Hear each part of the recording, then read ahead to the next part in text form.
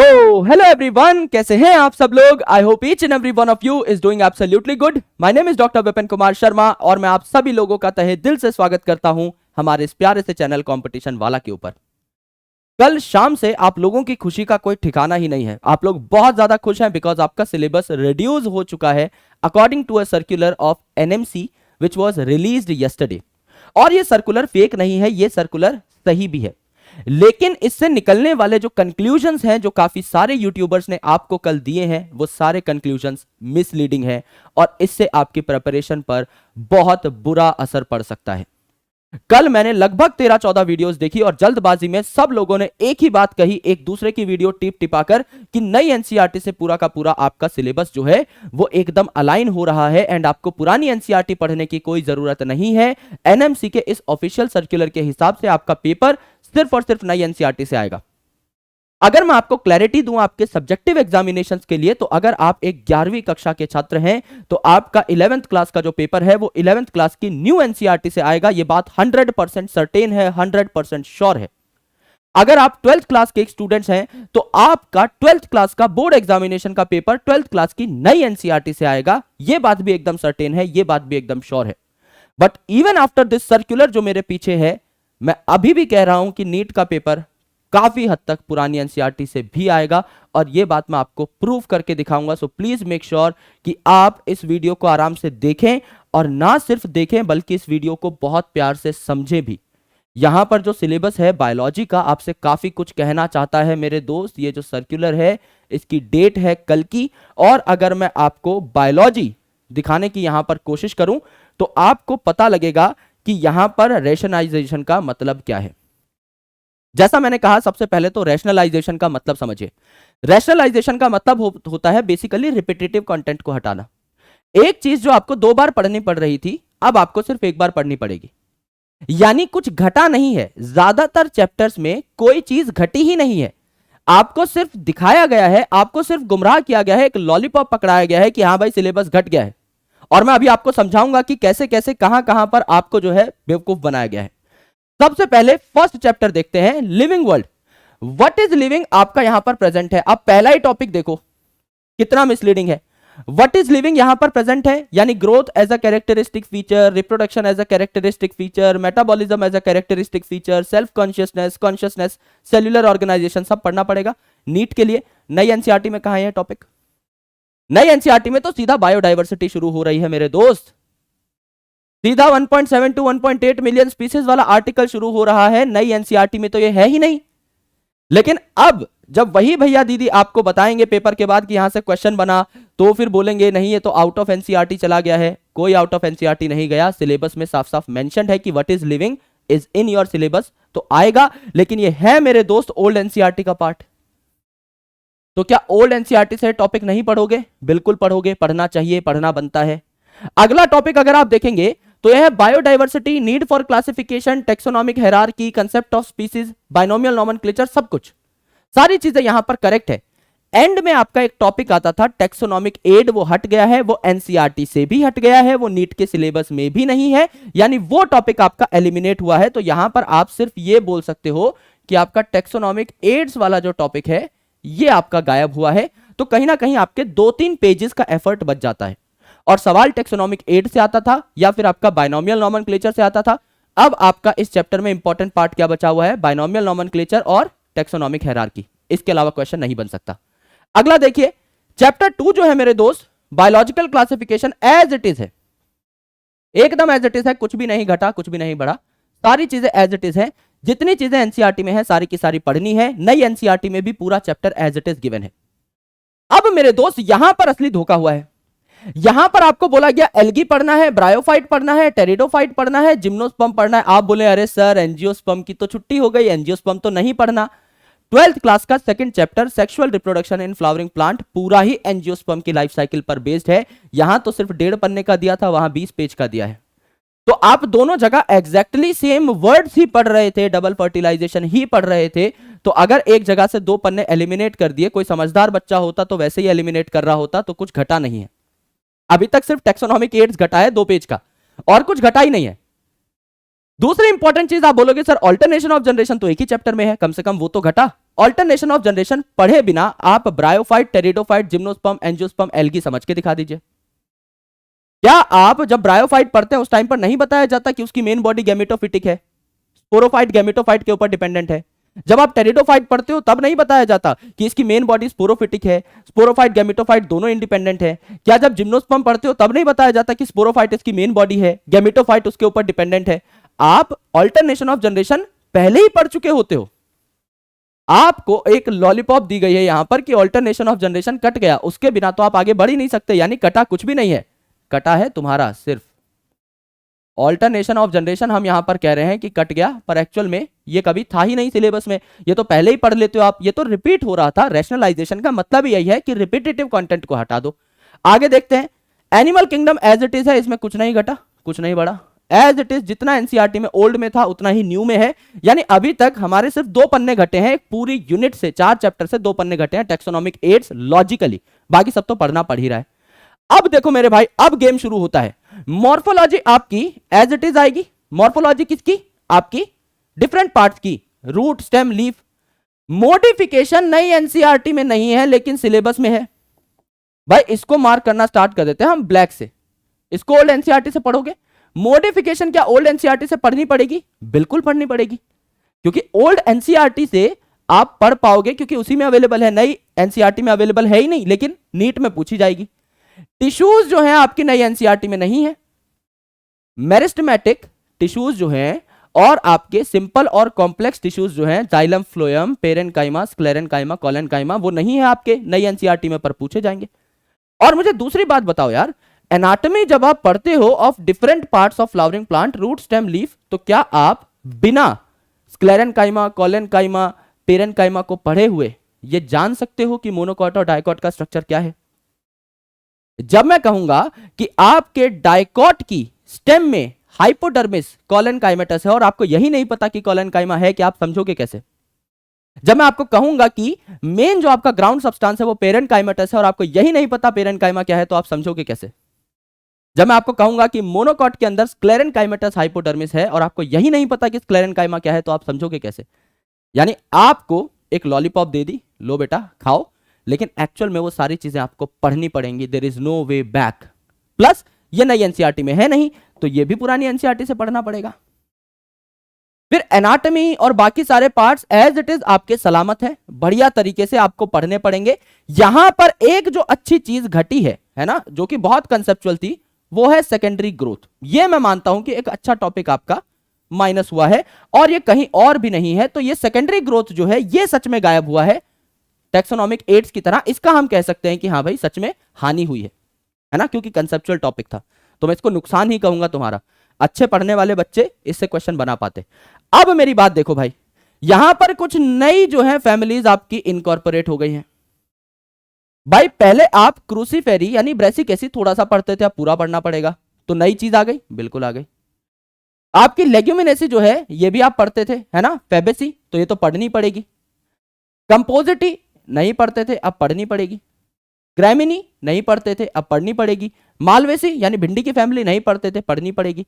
यानी अगर आप नई एनसीईआरटी देखें तो उसमें सिर्फ सोलेनेसी दी हुई है और बाकी सारी फैमिलीज डिलीट कर दी, यानी लिलिएसी डिलीट कर दी और फेबेसी डिलीट कर दी। अब आपके नई एनसीईआरटी में है सिर्फ सोलेनेसी, लेकिन नीट के सिलेबस में कहीं सोलेनेसी है नहीं। पढ़ लो नई एनसीईआरटी। पुरानी वाली एनसीईआरटी पढ़ोगे उसमें आपको क्रूसीफेरी मिल जाएगी, नई वाली में भी मिल जाएगी। आपको लेग्यूमिनेसी मिल जाएगी, फेबेसी इसमें भी मिल जाएगी, सोलेनेसी मिल जाएगी आपको पुरानी एनसीईआरटी में, वो भी मिल जाएगी। इसके अलावा ये जो 3 फैमिली है, मालवेसी जो है, भिंडी की जो फैमिली है, आपकी सनफ्लावर की जो फैमिली है, वीट की जो फैमिली है, ये आपको अलग पढ़नी है। तो इनफैक्ट ये आपका नई और पुरानी दोनों एनसीईआरटी से बाहर निकल गए। नई और पुरानी दोनों एनसीईआरटी से बाहर निकल गए, आउट ऑफ एनसीईआरटी टॉपिक है। बात समझ में आई? अगला देखो, एनिमल टिश्यूज नहीं है नई एनसीईआरटी में। एनिमल टिश्यूज देखोगे नहीं है नई एनसीईआरटी में, तो क्या ओल्ड एनसीईआरटी से नहीं पढ़ना पसंद करोगे? बिल्कुल पढ़ोगे। सर एनिमल टिश्यूज तो हटा दिया था सिलेबस से। जब तक आप एनिमल टिश्यूज नहीं पढ़ोगे आप ये सोच भी कैसे सकते हो कि आप ह्यूमन फिजियोलॉजी समझ लोगे? कदम कदम पे टिश्यूज आएंगे दोस्त। अलग अलग ऑर्गन्स बनते किस चीज से हैं? टिश्यूज से ही तो बनते हैं। कौन सा टिश्यू किस टाइप का है, किसका क्या रोल होता है, क्या स्ट्रक्चर है, क्या फंक्शन है, सारी चीजें आपको आनी चाहिए। तो एनिमल टिश्यूज धोखाधड़ी कर दी दोबारा से, एनसीईआरटी में है नहीं, नई वाली में सिलेबस में दे रखा है। Morphology anatomy functions of different system है आपका, है ना। यहां पर हम लोग पढ़ रहे हैं किसके बारे में, एक नया इंसेक्ट आया है मार्केट में फ्रॉग, उसके बारे में हम लोग पढ़ रहे हैं, ठीक है। ये है एक नया इंसेक्ट आया है मार्केट में फ्रॉग, पहले हम लोग इसको एम्फीबियन बोलते थे, अब ये इंसेक्ट है। अब ये बात सही कैसे है कि हमें फ्रॉग पढ़ना है और हमें कॉकरोच नहीं पढ़ना। फ्रॉग इसीलिए पढ़ना है क्योंकि नई एनसीईआरटी में रिटेन कर लिया गया है, पुरानी वाली में भी है ऑब्वियसली, तो यहां पर आप फ्रॉग पढ़ रहे होंगे। पर इंसेक्ट लिखा हुआ है, हो सकता है आगे फ्रॉग काट के क्या कर दे, कॉकरोच कर दे, मर्जी है भाई। लेकिन नई एनसीईआरटी में फ्रॉग रिटेन किया गया है, तो there are very good chances कि फ्रॉग ही पढ़ना है, ठीक है। अब यहां पर आपको सेल वाली यूनिट देखने को मिलती है, तो सेल यूनिट में मेजर कोई चेंज नहीं आया है। सेल यूनिट अगर आप देखोगे तो मेजर कोई चेंज नहीं आया है। When it comes to biomolecule chapter, cell cycle, cell division और cell the unit of life में तो बिल्कुल चेंज नहीं है। बायोमोलिक्यूल्स में 2-3 ऐसे टॉपिक थे, मेटाबॉलिक बेसिस ऑफ लिविंग, है ना, स्टेट ऑफ डायनामिज्म क्या है, तो वो सारी चीजें वैसे भी कोई नहीं पढ़ता था और बहुत ही इजी और सिंपल चीजें थी, तो वो 2 पेजेस काटे गए हैं विच आर इररिलेवेंट। मेन है आपका एंजाइमोलॉजी और डिफरेंट टाइप ऑफ बायोमोलिक्यूल्स जो कि रिटेन कर लिए गए हैं, तो इसमें कोई चीज आपकी नहीं घटी। अब सबसे बड़ा शॉट यहां पे मारा है, प्लांट फिजियोलॉजी में फोटोसिंथेसिस आपका रखा गया है। अरे सर फोटोसिंथेसिस डायरेक्टली कैसे आ गया, ट्रांसपोर्ट और मिनरल न्यूट्रिशन कहां गए, मिनरल न्यूट्रिशन हटा दिया गया है। ट्रांसपोर्ट में सच में मानता हूं कि आपका हटा है, लेकिन उसमें जाइलम और फ्लोएम का पार्ट आपको एनाटॉमी में पढ़ना होगा क्योंकि टिश्यूज रिटेन कर लिया गया है। यहां पर देखिए ये जो एनाटॉमी है इसमें आपके टिश्यूज रिटेन कर लिए गए हैं ओल्ड एनसीईआरटी से, तो आपको xylem, phloem, sclerenchyma, parenchyma, collenchyma पढ़ना होगा। तो आपको बहुत ज्यादा यहां पर छूट नहीं मिली है। ट्रांसपोर्ट इन प्लांट्स में भी आपको जो वस्कुलर टिश्यूज है उनके बारे में तो पढ़ना ही है, मैकेनिज्म ऑफ ट्रांसपोर्टेशन आपको नहीं पढ़ना। एंड जो लोग सोच रहे हैं मिनरल न्यूट्रिशन से छुटकारा मिल गया, मिनरल न्यूट्रिशन में मेन क्या था, अलग अलग मिनरल्स की इंपॉर्टेंस, और वो आएगी पेपर में। क्यों सर, भाई जब फोटोसिंथेसिस पढ़ोगे और लाइट रिएक्शन में स्प्लिटिंग ऑफ वाटर के बारे में पढ़ोगे तो MnCl का रोल नहीं पढ़ोगे, मैंगनीज क्लोरीन का रोल नहीं पढ़ोगे, पढ़ना पड़ेगा। जब जेनेटिक्स में जाओगे और राइबोसोम की दोनों सब यूनिट्स की असेंबली हो रही होगी at the time of protein translation, उस टाइम पे क्या मैग्नीशियम का रोल नहीं पढ़ोगे, पढ़ना पड़ेगा। अगला ही चैप्टर फोटोसिंथेसिस के बाद जब आप रेस्पिरेशन पढ़ रहे होगे तो Mn और Mg का रोल नहीं पढ़ोगे, पढ़ना पड़ेगा। यानी कि कहने के लिए वो चैप्टर डिलीट हुआ है, लेकिन एक्चुअल में मिनरल्स के रोल्स तो वैसे भी आपको अलग अलग चैप्टर्स में पढ़ाए ही जाते हैं, तो कुछ घटा नहीं है, सिर्फ नाइट्रोजन साइकिल घटी है, राइट। अगर देखेंगे रेस्पिरेशन तो ये भी एज इट इज गिवन है, इसमें भी कुछ नहीं घटा, फोटोसिंथेसिस में भी कुछ नहीं घटा। अगर आप देखेंगे plant growth and development chapter, तो इसमें से एंड के जो 2-3 टॉपिक्स थे, सीड डोरमेंसी, वर्नलाइजेशन, ये सारी चीजें हट चुकी हैं। तो वर्नलाइजेशन एक ऐसा टॉपिक था जो सिर्फ इसी चैप्टर में अवेलेबल था। सीड डोरमेंसी आपका sexual reproduction of flowering plant में भी आता है, तो आपका वो घटा हुआ नहीं माना जाएगा। उसके अलावा फोटो पीरियोडिज्म है जो आप अलग अलग जगह पर थोड़े थोड़े अलग अलग अंदाज में पढ़ते रहते हो। जैसे जब आप फोटोसिंथेसिस चैप्टर पढ़ोगे तो आप इफेक्ट ऑफ लाइट पढ़ोगे ऑन अ प्लांट, तो वहां पर आप फ्लावरिंग की चर्चा थोड़ी बहुत करते हो, तो कहीं ना कहीं आपको आइडिया लग जाता है कि व्हाट इज फोटो पीरियोडिज्म और उसके डिफरेंट एग्जांपल्स क्या है। और ये टॉपिक इतने डिटेल्ड भी नहीं थे, एक एक पेज के ही थे, इसका मतलब बहुत ज्यादा कुछ यहां पर भी घटा नहीं है। एक चैप्टर आपका पूरा हट गया है, that is the digestion and absorption. Digestion and absorption के बाद ब्रीदिंग सेम है, आपका बॉडी फ्लूइड सर्कुलेशन सेम है, एक्सक्रीशन सेम है, लोकोमोशन मूवमेंट सेम है, न्यूरल कंट्रोल कोऑर्डिनेशन सेम है। यहां पर क्या हट गया, बस सेंस ऑर्गन हट गए, जो कि एक बहुत डिफिकल्ट टॉपिक माना जाता था। तो यहां पर हम तब भी कह सकते हैं कि हाँ यार कुछ तो हो गया है बढ़िया, है ना। तो यहां पर आपको सेंस ऑर्गन जो है ये देखने को मिलते हैं, राइट। यहां पर आपको सेंस ऑर्गन्स देखने को मिलते हैं जो अब हट चुके हैं।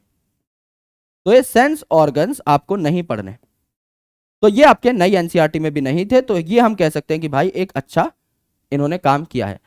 अगर आप केमिकल कंट्रोल एंड इंटीग्रेशन देखोगे तो एज इट इज आपका पाया जा रहा है, यानी इसमें कोई भी घटाव नहीं हुआ है इन द सिलेबस। यानी पूरी ह्यूमन फिजियोलॉजी में एक चैप्टर घटा है, that is digestion and absorption.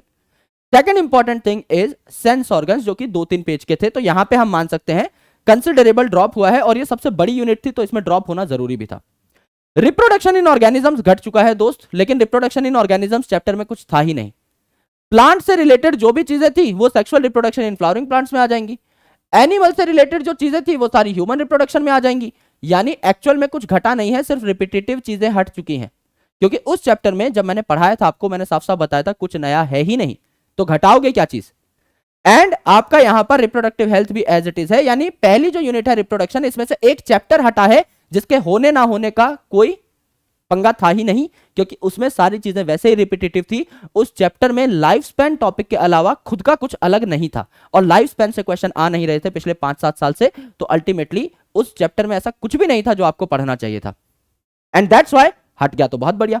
यहां पर अगर आप देखेंगे तो कुछ भी नहीं घटा है, ये पूरी जेनेटिक्स एंड इवोल्यूशन यूनिट आपकी एज इट इज रिटेन कर ली है पॉइंट टू पॉइंट, यानी इस बार जेनेटिक्स को वेटेज मिलेगी तगड़ी, और जेनेटिक्स को वेटेज मिलेगी तगड़ी तो पेपर बनेगा कंसेप्चुअल, और पेपर बनेगा कंसेप्चुअल तो होगी मारामारी।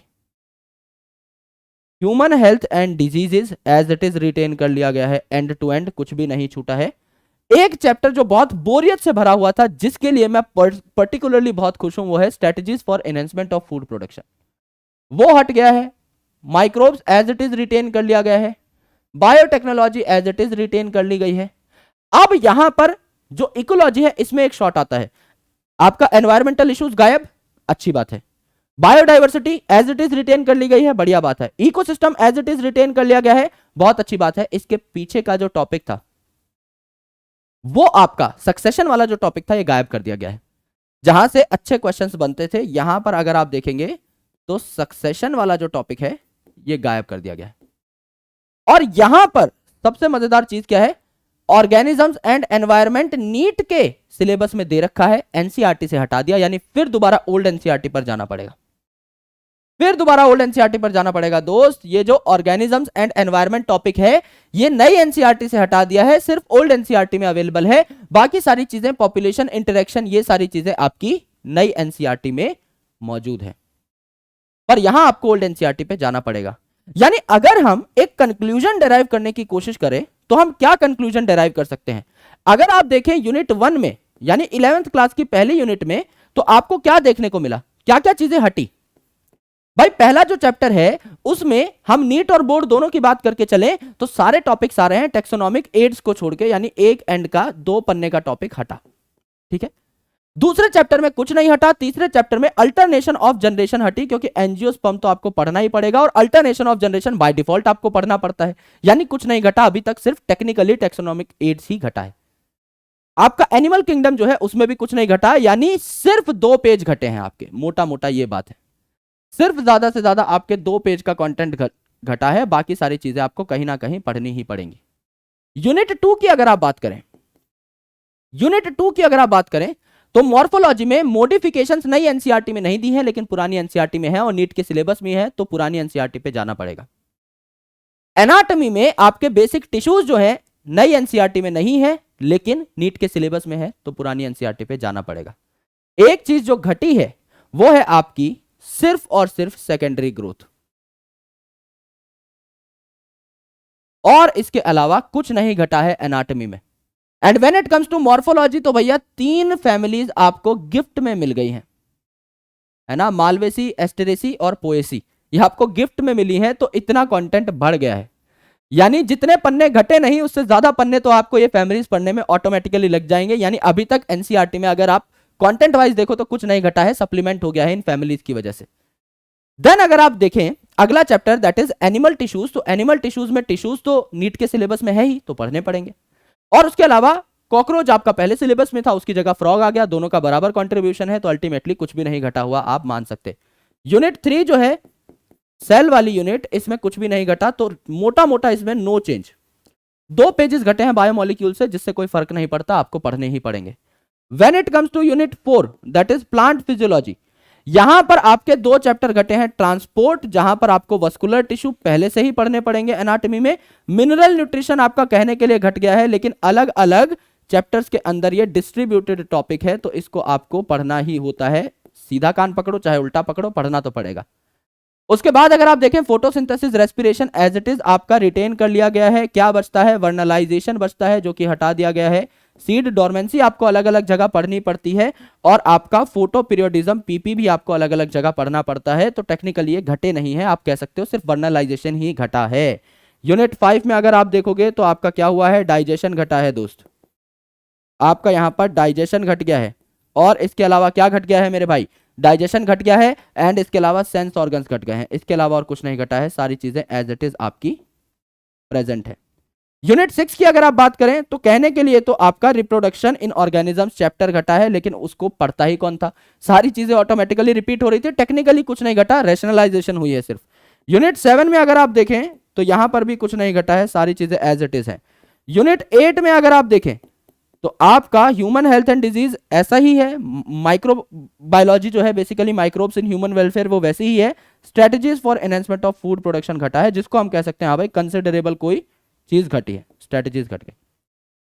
यूनिट 9 बायोटेक वैसी की वैसी है, यूनिट 9 बायोटेक वैसी की वैसी है।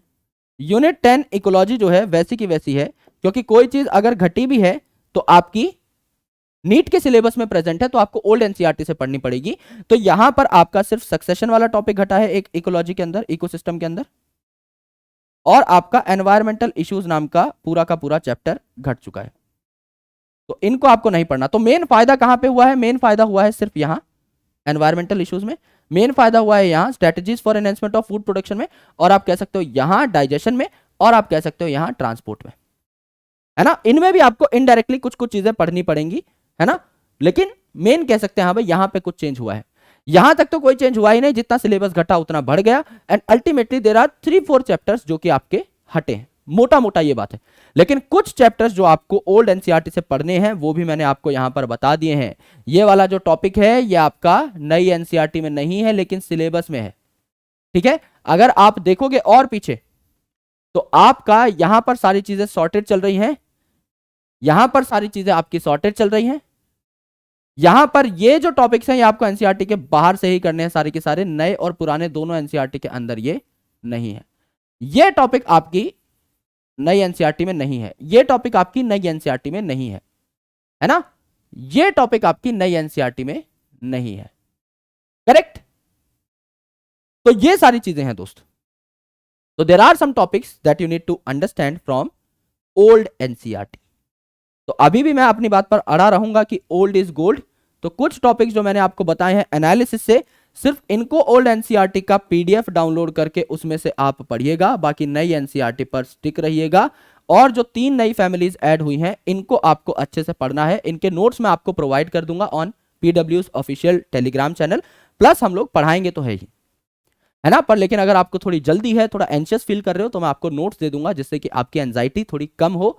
और अब देखिए थोड़ा सा सिलेबस घटा है जानते हैं हम लोग, लेकिन मेहनत अब ज्यादा करनी पड़ेगी, क्योंकि ये जो चैप्टर्स घटे हैं इनसे इजी क्वेश्चंस आते थे, स्कोरिंग क्वेश्चंस आते थे। अगर आप देखोगे मिनरल न्यूट्रिशन से, ट्रांसपोर्ट से काफी स्कोरिंग क्वेश्चन आते थे। Digestion is one of the most easiest chapter of human physiology, जहां से स्कोरिंग क्वेश्चंस आते थे। बच्चा एंजॉय भी करता है आपका फिजियोलॉजी को इनिशियल दिनों में जब डाइजेशन पढ़ रहे होते हैं। एनवायरमेंटल इश्यूज से बहुत इजी क्वेश्चंस आते थे, स्ट्रेटजी से मिक्स्ड क्वेश्चंस आते थे, कुछ एनिमल ब्रीडिंग से, कुछ प्लांट से, अलग अलग क्वेश्चंस आपके बनते थे यहां पर। तो this was a moderate chapter, कई बार थोड़ा ट्रिकी हो जाता था, कई बार इजी, बट ओवरऑल अगर आप देखें तो कुछ ज्यादा आपके टॉपिक्स नहीं घटे हैं, क्योंकि कुछ जो ऐड हुआ है उससे बहुत नई चीजें बन सकती हैं, क्योंकि एनसीईआरटी में नहीं है। तो it will be a jackpot, it will be a surprise. और ये 2024 में ही पता लगेगा नीट के एग्जैक्ट पेपर वाले दिन कि इन टॉपिक से जेन्युइनली कोई क्वेश्चंस आते हैं या नहीं आते, या फिर एनएमसी ने कुछ टाइपिंग मिस्टेक कर दी है। ये भी अगर हमारे पास क्लैरिटी आ जाए तो बहुत बढ़िया। लेकिन ये जो फैमिलीज है ये सच में ट्रिकी है, इनको क्योंकि ग्रेजुएशन लेवल पे पढ़ाया जाता है, तो इनको समझना, इनको याद रखना would be a tough nut, है ना। तो आप लोग आराम से अपनी प्रिपरेशन आप कर सकते हैं, क्योंकि एक ऑफिशियल कॉन्फर्मेशन है ये जो कि आप लोगों के सामने है। पूरा डिटेल्ड एनालिसिस मैंने ब्रेक कर दिया है, क्योंकि मेरा मकसद सबसे पहले वीडियो बनाना था ही नहीं। मेरा मकसद ये था कि मैं क्लैरिटी के साथ वीडियो बनाऊं और स्टूडेंट्स को वैल्यू मिले यहां से, क्योंकि काफी लोगों ने एकदम ब्लंटली बोल दिया है वीडियो में कि नई एनसीईआरटी से सारी चीजें आएंगी, जबकि मैंने आपको 5-6 टॉपिक्स दिखाए हैं और मेन टॉपिक दिखाए हैं। भाई ये 6 पन्ने का टॉपिक है, राइट, ये हल्का टॉपिक नहीं है, 6 पेज है एक्चुअल में। यहां पर अगर आप देखोगे ये जो मॉडिफिकेशन है 3 पेजेस में डिस्ट्रीब्यूटेड है, टिश्यूज जो है 3 पेज का टॉपिक है। ये जो है ये तो आप 10-12 पेज में आराम से इसके नोट्स लेकर के चलो। व्हाट इज लिविंग आपका 3 पेज में इनिशियली आपका बेस बिल्ड करता है ऑफ दिस चैप्टर। यानी कि कम से कम 20 पेजेस ऐसे हैं जो अभी भी आपको ओल्ड एनसीईआरटी से रेफर करने पड़ेंगे। एंड इनफैक्ट उससे भी ज्यादा भाई एनिमल टिश्यूज भी तो है, ये भी आपका हटा दिया गया है, लेकिन पढ़ना तो पड़ेगा ओल्ड एनसीईआरटी से, राइट? तो यहां पर ये जो सारी चीजें हैं ये आपको पढ़नी ही चाहिए विदाउट एनी इशू। सो जो लोग कह रहे हैं एकदम ब्लंटली कि नहीं भाई नई एनसीईआरटी से सारा आएगा, पुरानी एनसीईआरटी का मैंने आपको विद प्रूफ डिकोड करके दिखाया है। पुरानी एनसीईआरटी का साथ अभी मत छोड़िए। अगर आपने नई एनसीईआरटी खरीद रखी है, पुरानी एनसीईआरटी का पीडीएफ आज भी इंटरनेट पे अवेलेबल है, नहीं होगा मुझे बता दीजिएगा, I will send you the PDF. लेकिन उसको पढ़ना जरूरी है, सारे टॉपिक्स नहीं, लेकिन जो सिलेबस में है उनको तो हम लोग पढ़ेंगे ही, और हम लोग इस एग्जामिनेशन को समझ के दिमाग से बहुत प्यार से क्रैक कर रहे होंगे in the coming time. So thank you so much guys for watching this session up, and I hope आप लोगों को अब एकदम क्रिस्टल क्लियर हो गया होगा कि कौन सी चीजें ओल्ड एनसीईआरटी से पढ़नी है, कौन सी चीजें नई एनसीईआरटी से पढ़नी है, और कौन सी चीजें एनसीईआरटी के बाहर से पढ़नी है। तो इन सारी बातों को मद्देनजर रखते हुए अपनी नीट की प्रिपरेशन को बूस्ट करिए और बहुत ही अच्छे तरीके से नीट 2024 की तैयारी करते रहिए। थैंक यू सो मच, शुक्रिया, मिलता हूं आपसे अगले किसी इंफॉर्मेटिव सेशन के अंदर। Thank you.